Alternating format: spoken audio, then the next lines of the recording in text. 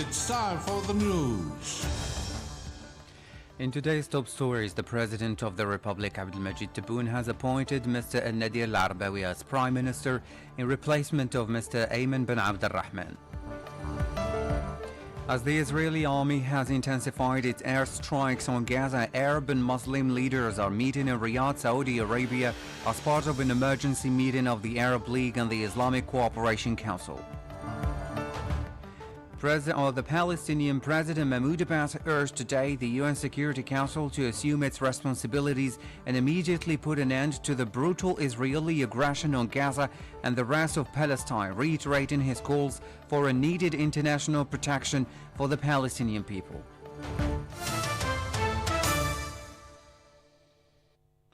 Hello and welcome on Radio Algeria International. I'm Jamal Semeni.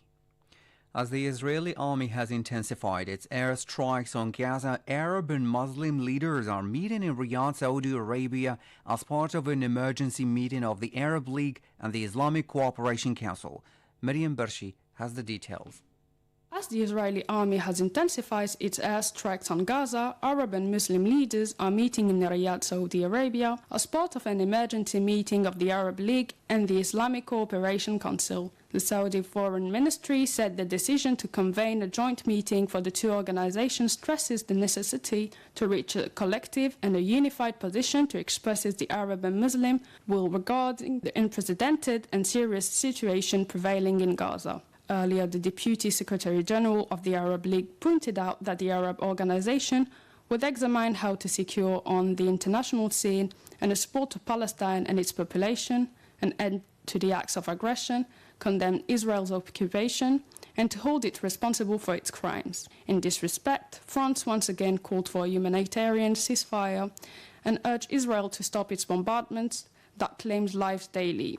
In an interview carried out by the BBC, the French president made it clear that nothing could justify or legitimize the bombardment of civilians, including children and women and the elder. Meanwhile, the Israeli army has pursued for the 36th day its pounding of Gaza, claiming scores of victims. Hundreds of Palestinians were wounded in the shelling that targeted several hospitals of Gaza. The Médecins Sans Frontières organization said that the Israeli attacks dramatically intensified for the past hours, undermining the transfer of the wounded to received care. According to the UN, 1.6 out of 2.4 million people living in Gaza have been displaced on account of the relentless Israeli bombardment of the Palestinian territory. Meanwhile, the President of the State of Palestine, Mahmoud Abbas, urged today the UN Security Council to assume its responsibilities and immediately put an end to the brutal Israeli aggression on Gaza and the rest of Palestine, reiterating his calls for a needed international protection for the Palestinian people. Mariam Barshi again. He also called for the immediate delivery of humanitarian and medical aid to Gaza, which has been under an Israeli and ground offensive for over a month, affirming his strong rejection of the displacement Palestinians from their land and Gaza in the West Bank and occupied Jerusalem. Speaking at the extraordinary Arab-Islamic Joint Summit held in Riyadh, Saudi Arabia, President Abbas emphasized the need to secure the entry of medical and food supplies, as well as ensure access to water, electricity and fuel in the Gaza Strip. He also appealed for measures to prevent the displacement of Palestinians in Gaza, the West Bank and Jerusalem. Rejecting military and security solutions that have proven ineffective, President Abbas said Israel was undermining the two-state solution and replacing it with intensified settlement, annexion, ethnic cleansing and discrimination policies in the West Bank and Jerusalem. He condemned the blockade on Gaza and violations of the historical and legal status of Islamic and Christian holy sites. Calling for international support, President Abbas urged the UN Security Council to grant full membership to the State of Palestine. He also called for international peace conference and the implementation for a political solution based on international legitimacy, the Arab Peace Initiative, and the end of Israeli occupation of Palestinian land, with East Jerusalem as its capital.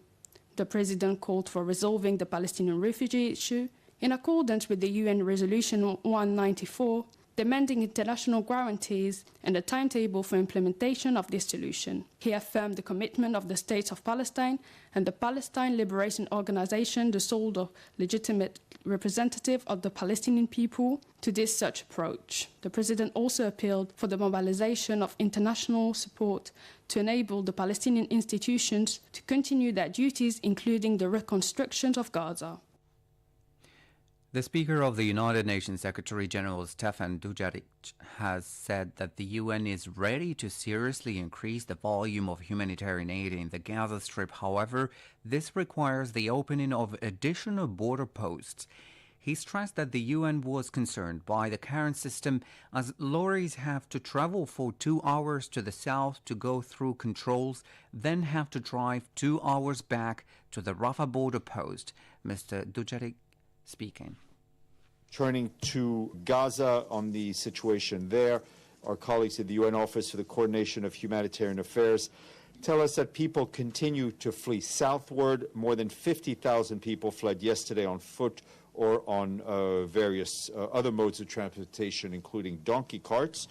Our humanitarian colleagues tell us that more trucks entered Gaza yesterday through the Rafah crossing in Egypt and southern Gaza, but as we've been saying repeatedly, the volume of aid entering Gaza remains wholly inadequate, and more than one entry point is needed.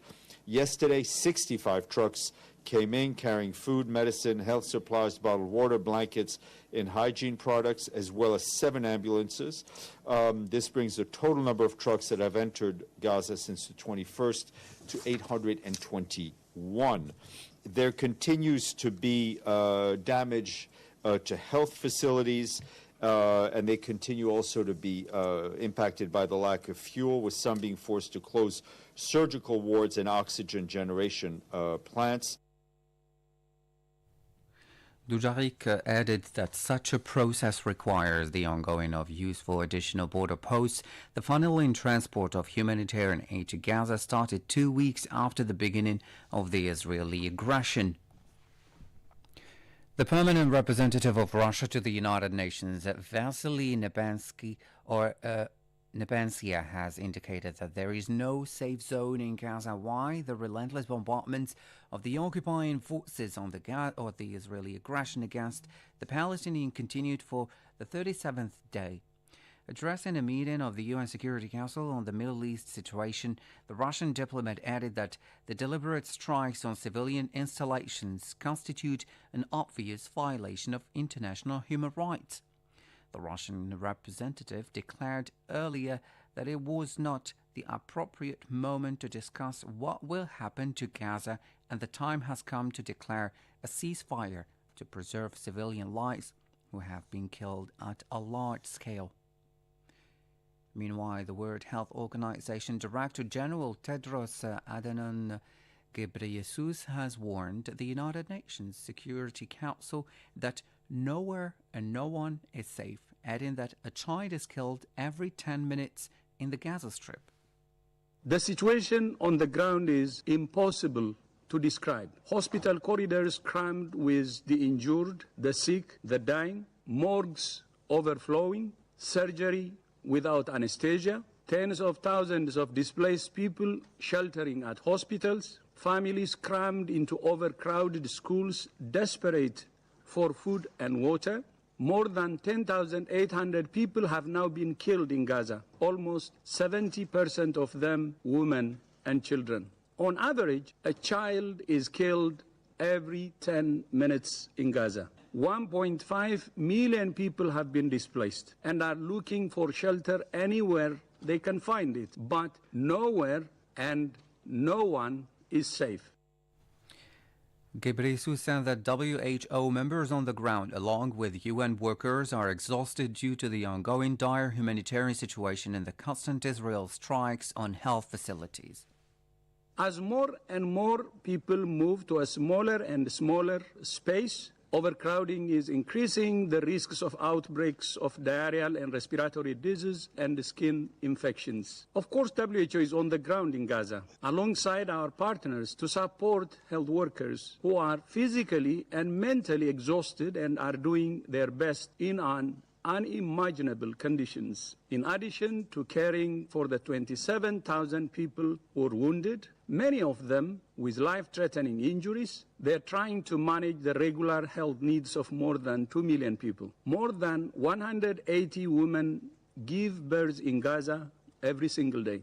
There are 9,000 patients on cancer therapy, and there are 350,000 patients with diabetes, heart disease, and hypertension. I visited Al-Shifa Hospital in Gaza 5 years ago in 2018. I toured a dialysis ward and a neonatal intensive care unit and spoke with health workers and patients. Even then, in 2018 in Gaza, conditions were extremely difficult for health workers. Now their work is impossible, and they're directly in the firing line. Since the 7th of October, WHO has verified more than 250 attacks on healthcare in Gaza and the West Bank. That was World Health Organization Director General Tedros Adhanom Ghebreyesus. The Palestinian Ministry of Foreign Affairs has held the adoption of a resolution submitted by the Arab group at the UNESCO's 42nd session of the General Conference. The ministry stressed the importance of the resolution, which called for an immediate halt to the targeting of civilians, especially children, women, youth, and educational workers, as well as the attacks on schools, colleges, and universities, and for the condemnation of the continued killing of journalists and destruction of media centers, heritage sites, museums, and cultural centers, in clear violation of all human and international conventions and principles of UNESCO. The ministry called upon member states to act urgently to stop the Israeli aggression, allow the entry of aid into the Strip, prevent forced displacement of Palestinians, and provide them with protection.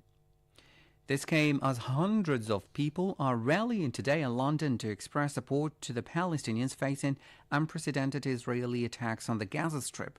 The rally was held amid tight security measures imposed on the occasion of the commemoration of the World War First armistice.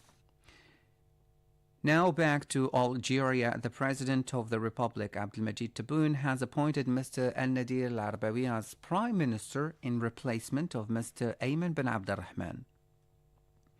According to a communiqué, the President of the Republic also appointed his advisor in charge of legal affairs and relations with the institutions, Mr. Boualem Boualem, as interim Secretary of the Presidency.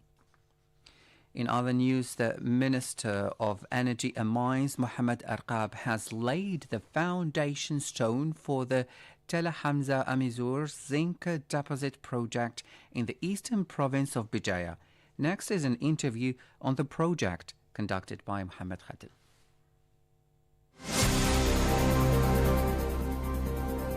Tel Hamza Wad Amizur Zinc and Lead Project is a high-grade zinc and lead project located within the Wad Amizur lease area in the province of Bijaya in eastern Algeria. The project has been granted the status of public utility on account of its importance for the Algerian economy and its development. As a matter of fact, the Minister of Energy and Mines, Mohamed Arqab, indicated that the zinc-lead deposit of Tel Hamza Wad Amizur represented one of the world's largest reserves of these strategic metals, whose exploitation will boost economic growth in Algeria. We have the honor to host the Director General of Western Mediterranean Zinc, WMZ, which is the joint venture in charge of managing the project, Ms. Miriam Touati.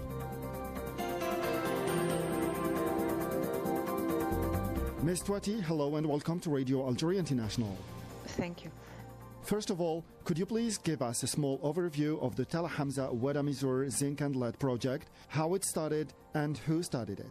Tel Hamza Wad Amizur Zinc and Lead project is a joint venture between the Algerian public company Sonarem. It's the National Mining Research and Exploitation Company through its two subsidiaries, ENOF and ORGM. So this JV, this joint venture, was created in 2006 under the name of Western Mediterranean Zinc, WMZ. So the Algerian part, ENOF and ORGM shareholding is 51%, and Terram in Australia shareholding is 49%. The main objectives of the joint venture is the evaluation of the Tel Hamza Amizur zinc and lead deposit reserves, exploration, of the surrounding area of the deposit, carrying out the technical and economical feasibility study, and finally operation of the deposit. The Ministry of Energy and Mines has recently affirmed that all technical and financial conditions have been met for the effective launch of the project. When will the project kick off officially? Yes, actually a detailed feasibility study was carried out by internationally renowned offices, including several technical aspects like the exploitation, processing, environmental and impact, as well as the economic study. So all necessary studies have been completed and validated by the competent authorities to assess the impact of the deposit exploitation, which allows us to launch the project before the end of the year, inshallah. The instruction of launching the project as soon as possible was given by the President of the Republic, Mr. Abdelmajid Tebboune, during a Council of Ministers meeting. This is evidence of the importance the President personally grants to this mine. In your opinion, how will the project contribute to developing the region and enhancing Algeria's economy in general? Yes, so it was actually the subject of the national conference held on October 7 of this year at the University of Béjaïa, under the topic of the rarefaction of mineral resources and positioning of Algeria, also the role of the zinc-lead deposit of Tall Hamza Wad Amizour.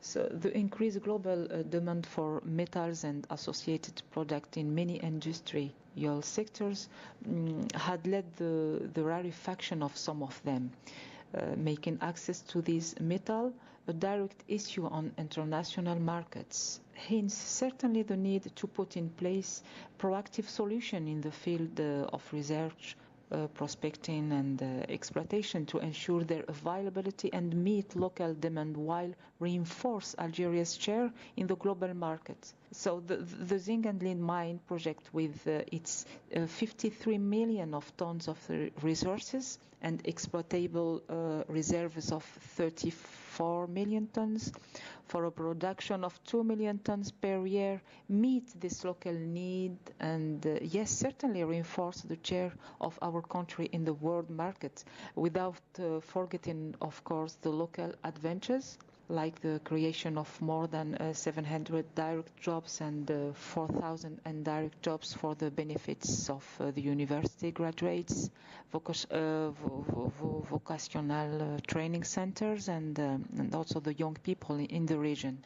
The first feasibility study was based on a mining method known as the block caving method, but was soon replaced by another method which is more eco-friendly and which has less footprint on the mining lease and the environment. Could you please give us more details on this particular method? The first feasibility study was in fact based on a mining method block cave, the mass caving, but it was not quickly replaced as you mentioned, but it took 4 years from 2010 to 2014 to replace it by the backfill method, which required the redesign of all the feasibility study. So this operating method allows the extraction of ore in low resistance rock, which is the case of the rock in the area here, Tall Hamza and Amizour, and it consists of descending galleries to extract the ore, which will be treated in the processing plant by a flotation system. Approximately 70% of the processing rejects from the plant will be used as a backfill inside the galleries, which makes the use of the tiling dam unnecessary. And the water coming from the mine is completely treated in the water treatment plant planned on inside the site of the mine, and this is what makes this method very protective for the environment. So, Ms. Tweti, allow me to go back to a very important aspect, which is the aspect related to the impact on the environment. How is this aspect tackled in the feasibility study? What can we say to reassure the citizens of the region and Algerians as a whole? Yes, the environmental study were carried out by internationally renowned offices such as ATC William. So all the environmental aspects environments were carefully studied: hydrology of surface and groundwater, biodiversity, air quality, noise pollution, climate, soil and river sediments, water management plan, cultural and archaeological legacy, visual aesthetics. So, and also as I explained earlier in for the extraction method, the back and fill, it's a very protective method for the environment. Ms. Douati, thank you very much indeed for this rich interview. I recall that you are the Director General of Western Mediterranean Zinc, WMZ, which is the joint venture in charge of managing the project in Algeria. Thank you very much indeed. Thank you.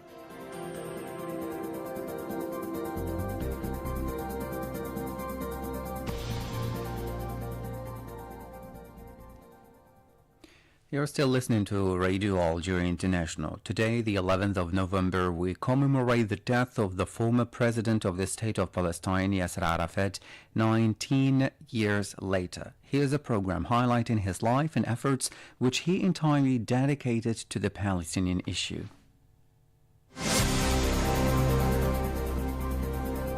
Tel Hamza Wed Amizur Zinc is a high-grade zinc and lead project located within the Wad Amizur lease area in the province of Bijaya in eastern Algeria.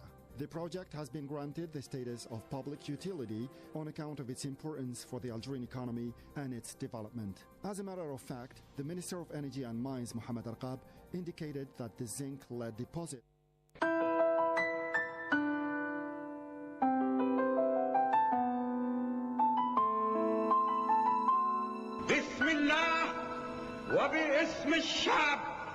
وباسم الشعب العربي الفلسطيني